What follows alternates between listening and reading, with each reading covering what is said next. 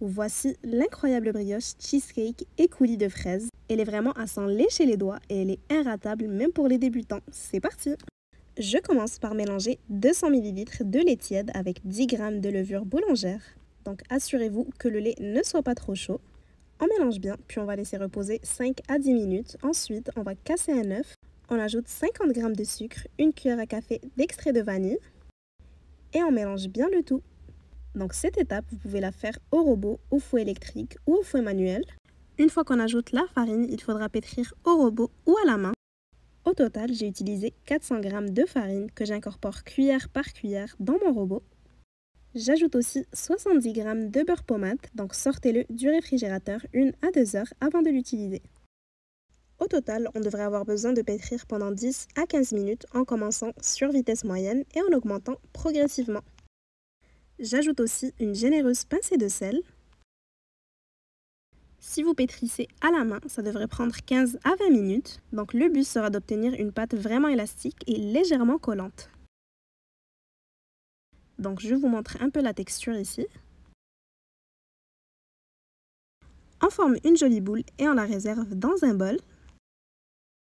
On recouvre d'un torchon propre, puis on va la laisser reposer 1 heure. Il est préférable de la laisser dans un endroit tiède pour avoir une meilleure levée, donc entre 25 et 28 degrés. Après 1 heure de repos, on va bien la dégazer comme ceci. Si vous aimez les recettes de brioche comme celle-ci, n'hésitez pas à me laisser un petit like pour me le faire savoir et pour m'encourager, ça me fera vraiment plaisir et surtout abonnez-vous pour ne manquer aucune recette qui pourrait vous plaire. Je reprends la pâte et je forme un boudin. Je le sépare ensuite en 8 pâtons de poids égal, donc cette recette m'aura donné 8 brioches. N'hésitez pas à multiplier ou à diviser les quantités selon vos besoins.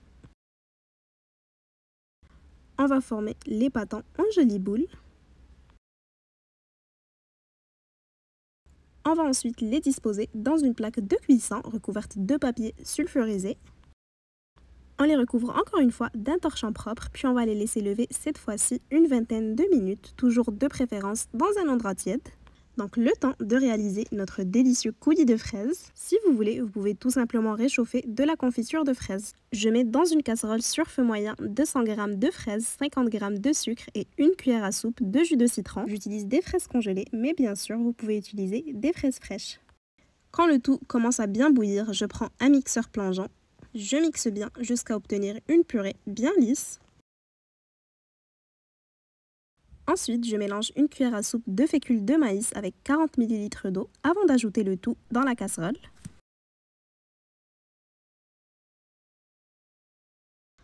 On mélange bien le tout, puis on va laisser cuire notre coulis de fraises, toujours en le remuant de temps en temps, jusqu'à ce qu'il s'alourdisse bien, comme ceci. On retire du feu, on laisse refroidir tranquillement, puis on va s'attaquer à notre crème au fromage. Je mélange 300 g de fromage frais, donc mascarpone ou fromage blanc, avec 40 g de sucre et une cuillère à café d'extrait de vanille. On mélange bien jusqu'à détendre le fromage et que le tout soit homogène. Après 20 minutes de repos, on reprend nos brioches. J'y forme un creux pour y disposer mon fromage. Donc je me munis de n'importe quel verre pas trop large. Puis je vais répéter ceci pour toutes mes brioches. Si vous avez besoin de revoir certains ingrédients, tous les détails sont en description. Pour avoir une belle dorure, je bats un jaune d'œuf et j'en badigeonne mes brioches. Finalement, je mets ma crème dans une poche à douille. Ensuite, je poche ma crème en escargot comme ceci. Donc la poche à douille, ça donne un rendu un peu plus joli. Mais vous pouvez faire sans, vous pouvez tout simplement mettre la crème à la cuillère. Une fois toutes nos brioches fourrées avec le fromage, on va passer à notre coulis de fraises.